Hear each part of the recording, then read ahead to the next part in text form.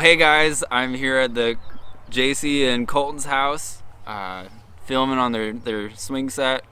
I barely fit in the swing, and it's like 2 inches off the ground, which is pretty great.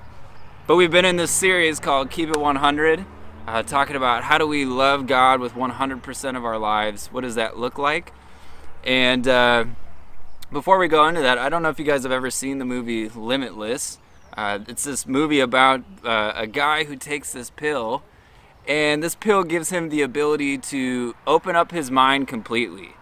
So the premise behind it is we only use a certain percentage of what our brain can really do.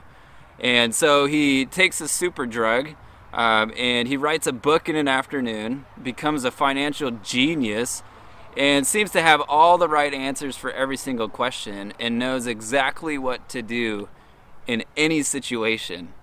And our society values the mind. We care about intellect, reason, logic, the ability to discover and learn knowledge. However, at times that love of the mind seems to come under fire for the Christian faith. For example, we might think religion is about feelings and not rational like science or math. And this leaves people who are maybe skeptical of Christianity to hold a view that Christianity lacks any knowledge and allows Christians to hold to a faith that's all about feelings and no facts. And people might believe that religious claims are neither factual in nature nor subject to rational evaluation, which means like we just have this blind kind of faith where we don't really believe in anything that is historical, supported with any facts. It's completely faith. And I would argue we don't, but that's another discussion for another time. So in Mark chapter 12, verse 30, we continue with this great commandment, and it's emphasizing loving God with our minds. The Greek word for mind is dianoia, which means that the mind is the facility of understanding, feeling, and desires.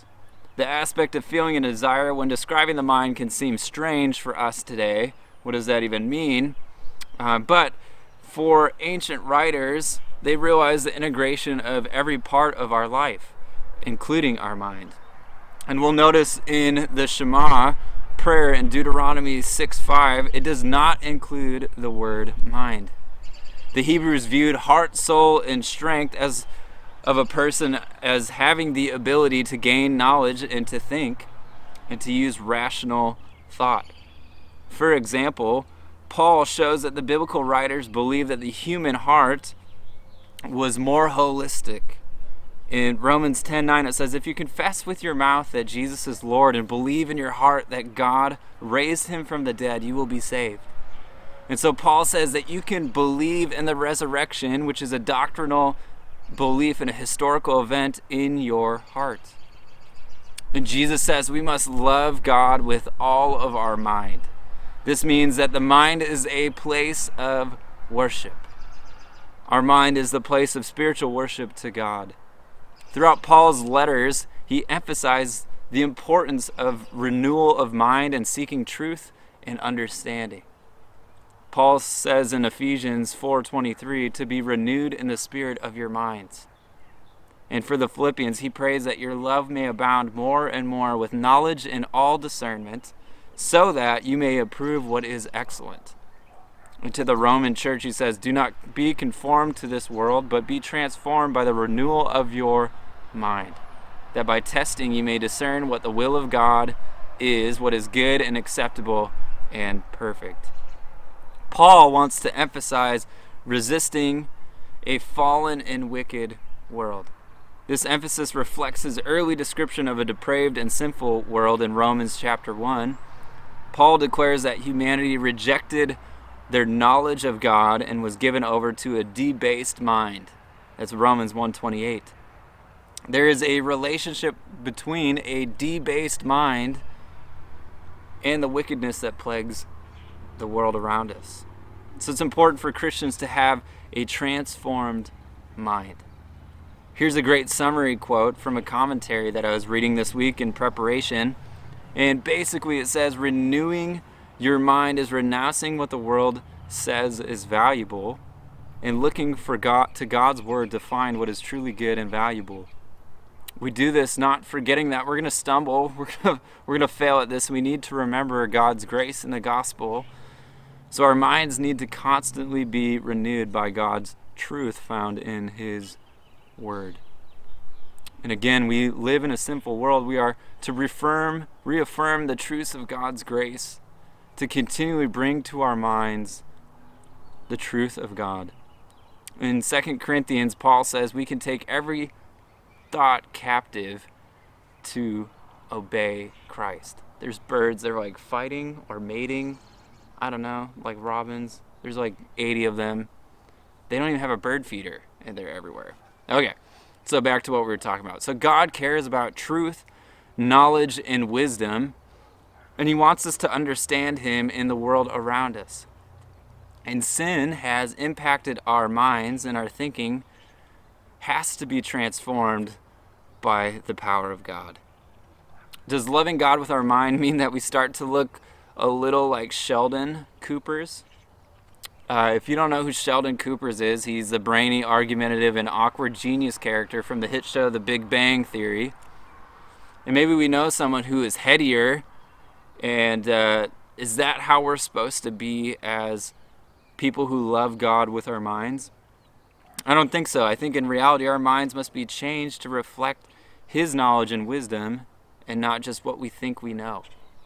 So we have more humility and love towards other people as we gain more knowledge of who God is and what his words say about life and so many other things.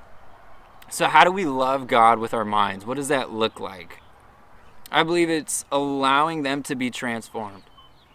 We use our minds every day to figure things out, problems, or gain knowledge. We look at YouTube to learn how to fix something or build something, or we Google new ways of doing things. What if we adjusted that knowledge and thinking to line up with God's desires? What if we spent that amount of time seeking to gain understanding of who God is and to love our neighbors well during this time? So when we were problem solving at school or maybe playing sports, and I know right now that's not the same as it was a few months ago, but we can look at the number of things or the issues that are coming into our contact in our everyday life to figure those out, or we can really take those opportunities to come alongside people and to use those opportunities to talk about Jesus. So we see them as opportunities to come alongside as a teammate to help someone learn how to maybe play lacrosse or golf or whatever sport, or maybe if you're an orchestra or band, to help somebody get better. You don't see that as an inconvenience, but an opportunity to love someone well and to use our minds to worship God by doing that. Or maybe we hear new information about a group of people, and instead of taking that information and allowing it to make us have a preconceived idea about that group or person, that we would strive to shed a different light into that space, to show people the love of God and not judgment and condemnation or gossip, but to truly honor God by bringing in a different perspective when we hear things like that. And so that is how we can love God with our minds. And so my encouragement for you guys is to think about what is one way this week that you can love God with your mind. And I believe it's going to be helpful during this time, especially to really lean into God's word and to spend time out in God's nature too. There's something about that itself that can really renew our mind as well, just getting disconnected from everything. And I know for me, I'm feeling a little overwhelmed with technology stuff all the time, and I just miss seeing people. And so for me, getting out in the golf course or out in nature is a great way for me to connect and renew my mind and just see all of the things that God has made and worship him with that. So with that, now we're going to dive into small group time. And if you're joining us on YouTube, check the email coming up Tuesday for some discussion questions that you can think about. And so thank you so much for tuning in, and let me know in the comments or in the chat where you would like me to shoot our next meeting. And I know Walmart parking lot was an opportunity. So I could definitely do that out of the back of my car or just chill in front of Walmart and do it. And hopefully I won't get arrested or anything crazy like that. So with that, I'm going to eat some pizza with Colton and JC and stuff my face. And yeah, watch robins attack each other. So cool. See you guys next week. Love you guys. And thanks for tuning in.